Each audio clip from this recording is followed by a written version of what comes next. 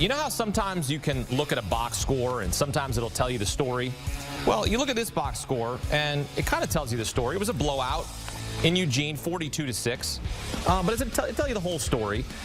This statistic here kind of tells you what you need to know. Colorado had 21 total yards in the first half. Oregon had 22 first downs in the first half. So that sort of tells you it was a ducktail of epic proportions for Bo Nix, who goes 28 of 33, 276 yards, 4 total touchdowns, had a blemish with an interception. Now, Colorado didn't get shut out. Shedeur Sanders got himself a touchdown. They're not playing with Travis Hunter. Lacerated spleen? Liver. Yep. I mean, I hated seeing that hit last week. Yeah. That was awful for him, for that young man, because he's going to be playing on Sundays. He's so fantastic. Yeah. That just sounds awful. But Oregon, I mean, what a win, B-Mac. All right, 42. Yeah. They scored a touchdown in their first 3 drives. Colorado punted on its first 3 drives. Big-time statement win by Dan Lannon and his staff and his team. They came out, they were blazing from start. And they kind of took their foot off the gas, and we saw some adjustments by Colorado in the second half defensively that only led to 1 scoring opportunity for the Ducks in the second half. But by that time, it was a wrap. The game was over. There's a lot that Colorado needs to improve on within their team. And for Oregon, man, this was an opportunity for them on a national stage to showcase to the college football world that we can play football and we have playoff aspirations. All right, back here with Bryant McFadden, and it was an absolute shutdown. Yeah. Outside of a shutout, 42-6. Are you surprised with how good Oregon was, or are you surprised how lackluster Coach Prime and Colorado was on this stage, considering what they did last week? I'm more surprised in what I saw from Colorado on both sides of football, but especially the offensive end, because I knew Bo Nix and that Ducks offense, they were going to score points. Heck, they were 20-point favorites coming in today's matchup. They were scoring almost 60 points per ball game, 58 to be exact. So one would assume they're going to score points, especially at home. But I felt like Shedeur Sanders and his offensive group would score points as well. In the first half, they could not protect him. He wasn't seeing the football field well. And even when he had a nice sound pocket to work from, he wasn't comfortable because they were just collapsing the pocket so fast. So it was a difference in tails in what I thought I would see from Colorado led by their offense, because they didn't do anything. You know, you saw some plays here or there, but for the most part, I mean, Shedeur was running for his life. Guys were not creating separation, and Oregon just was fighting to get to the backfield.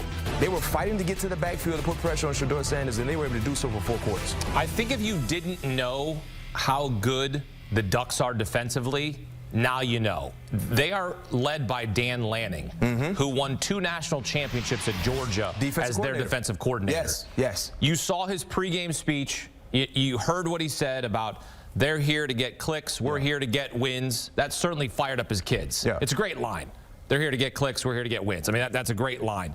But then his kids went out and delivered, because you hear about Bo Nix, and if you don't watch the Pac-12, which will eventually be the Pac-2 until they figure that out, and Oregon's, you know, moving as well, as so is Colorado, conference realignment.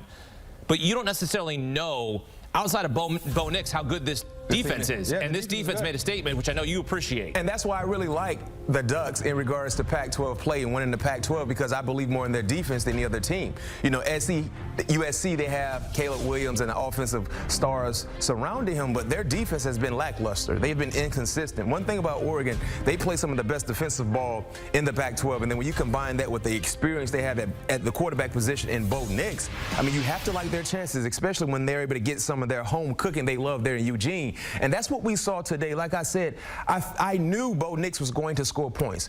You know, for such a long time throughout Bo Nix's collegiate career, you had 2 adjectives associated with his name, good and bad. Yeah, you had Bo Nix home and Bo Nix road. Good Bo Nix, bad Bo Nix. Right now, it's only good Bo Nix since he's been wearing a Ducks uniform, so he's been really taking advantage of the opportunities and really showcasing that he can play at a high level here and on the collegiate side of things and potentially have a professional career waiting for him as well. So I'm not surprised to see the points. I'm more surprised to not see anything from Colorado's side of things, even though they were missing Travis Hunter, one of the best two-way players, clearly the best two-way player in college football, and we know he's the best wide receiver for Shedeur Sanders. But looking at what they were able to do in the first 3 ball games, you know, scoring points, being able to generate some positive things, they could not get anything going. And moving forward, we knew the offensive line was an Achilles heel for their offense. Yes. Colorado. But what we saw today was a poor performance. And one thing Mike Tomlin used to tell us all the time in Pittsburgh with the Steelers, when you put bad tape out there, be ready to embrace it and be ready to see it until you get that bad taste out of the football world. Whatever they saw from Oregon's front today, they will continue to see moving forward until they right their wrongs. Yeah, the competition gets increasingly better as it goes along, as you see for Colorado. 5 of their next 8 games are against a ranked opponent. Yeah. And they have USC next week. So it's like Oregon, USC, good luck. Now, when you take a step back and you saw what Deion has done through 3 games and now through a 4th game, and now, hey, maybe this is a little bit of humble pie. Yeah. Like, hey, we know we're on the big stage with the contenders now. Oregon, a contender in the Pac-12. Colorado not there yet, and maybe this is a lesson for his kids. Hey, we got to take another step. What do you take away from this loss if you're Deion Sanders and the Buffs? Well, like you said, they were forced to eat humble pie, not just one slice. They ate the entire pie today, and it won't taste good. But they have to own up to their mistakes, study the film, and look. Every player has to look themselves in the mirror. What could I have done better for us to be in a better position to win this ball game? Most importantly, be competitive. Because the thing about Colorado now, when you look at the attention they're getting because of their head coach, when you look at the attention they're getting because of how well they played, they're going to get these opposing teams' best effort. Right? For such a long time, Colorado was a bottom dweller. Yep. Not just in college football, but heck, in the 1-11 last season. Yeah, so they always been at the bottom, so teams will not overlook them, but not really take them seriously. Now when you have Colorado on the schedule, when you look at all the attention that's coming with them before one snap is played, you have to understand that these teams are taking you seriously now. And that's what they saw from Oregon. Oregon was fired up. Oregon attacked this ball game like it was a playoff type game, like it was a Game 7 situation.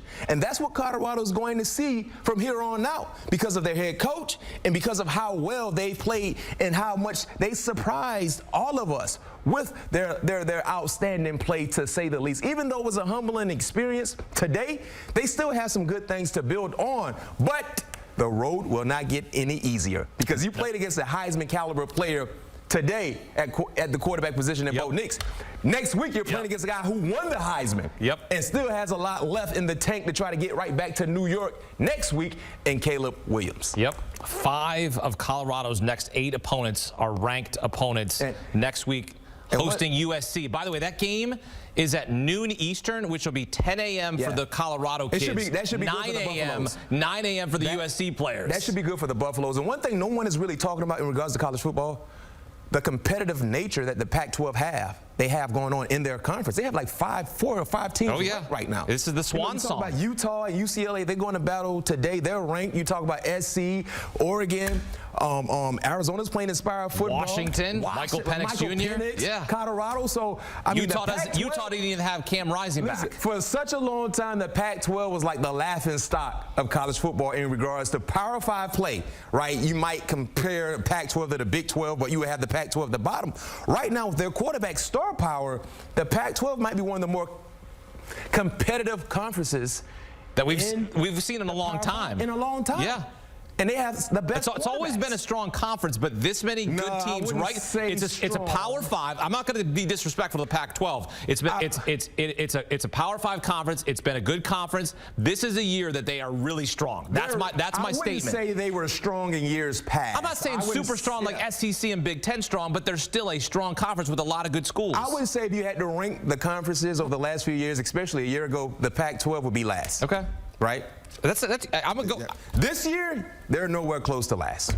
I agree. They're nowhere close to last. Well, you know, I mean, enjoy it because it's the swan song. Eventually, it's going to be the Pac-2. Right. Maybe the Pac-1. Who knows? Yeah. Or Pac-0.5. What a win by Oregon. Not a shutout, but a blowout in Eugene. Hey, you want more awesome stuff from BMAC? You got to check him out, right? Please do. On All Things Covered with his boy, Steelers corner, LSU star Patrick Peterson. They talked to some of the biggest names in sports and entertainment. All things covered. Download and follow today.